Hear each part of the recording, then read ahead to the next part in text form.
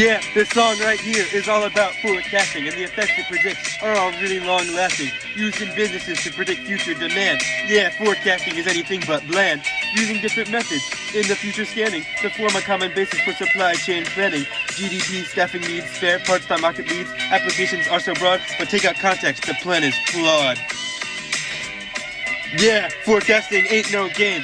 We have to look forward, determine the time frame. Is it short range, operational, something near? Or is it long range, strategic, something over a year? We could go even look at something a little more practical, something in the middle.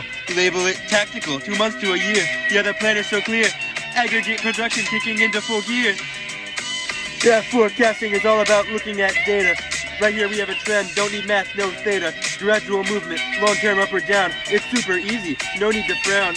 Next is a cycle, movement's a bit more repetitive, plus seasonal, where the data's a lot more competitive. Sales vary by season and by holidays. Right here is Christmas. Look really quickly. You wouldn't want to miss this.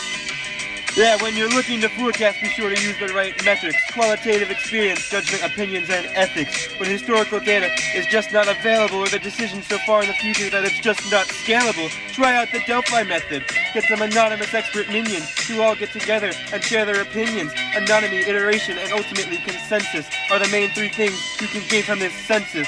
Or just survey the customers, call it market research. Make a group of managers, all their expertise diverse. Sit down and watch all of them converse. Joy of executive opinion, that's all about this verse. Qualitative methods.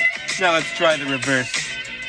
Cause time series methods are strictly statistical, don't care for no feelings, they're simply logistical. We take everything that's happened in the past and jump to a conclusion pretty darn fast. Cause what'll happen in the future is exactly what happened last. The applications of this technique are also very vast. First up we have last value forecasting. No values in this problem will ever be contrasting. Cause the demand of the last period will be the exact forecast for the upcoming period. So like 500 units here is 500 units there.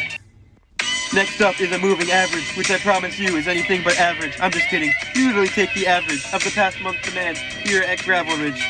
You add these and you get this and then this, and if you want the 4-month moving average, you just do it for all 4 and you get that, yeah. Moving averages are useful when your items are stable and calm. Don't have big trends, seasonal patterns, or any major qualm. When we want to give preference to data, we use a weighted moving average. So like right here, you would see the weights here and you would multiply them with these and yeah, there you go. Simple exponential smoothing. This one's more math, not really all that soothing. Add the correction factor A and say hip hip hooray, because this factor will actually give you the deviation between the actual realized forecast for the present period and the forecast for the present period. Wow! So right here I'm just going to give you this equation, and I'll stop rhyming just for this occasion. Not because I've run out of things to say, it's only so I can accurately give the forecast for the month of May. So I'll just take all these and I'll plug them in right, and boom, there we go. Back and better than ever, this is about to go crazy. Adjusted exponential smoothing, this one ain't for the lazy. Adjusting for linear trends, no more loose ends. You and this equation here are gonna become best friends. We've got qualitative time series and finally regression. This one's some math and it gives me depression. So if you want to save time, don't make these problems hell. Get a computer and open Microsoft Excel. But we'll draw this right here, because I am so fond of regression methods and their mathematical bond between the forecasted item and the factors that make it respond. Let's get to the board with my so trusty wand. When there's an obvious trend, regression is simple. Simple linear, y equals a plus bx. So simple. We've got intercept, slope, rate, factor, and demand. And for B here, we've got something that's just kind of bland. It's actually summing across the data points deviation between each x-coordinate from the mean with respect to each y-coordinate's deviation from its mean, divided by the difference between the x-coordinate from its mean. Now, multiple regressions is an analytical tool. It paints a relationship so you don't look like a fool. It shows the relationship between factors that cause the item being forecasted and a bit of applause. So here on the board, I'll show you the layout. It's best on Excel, but that's not what we're about.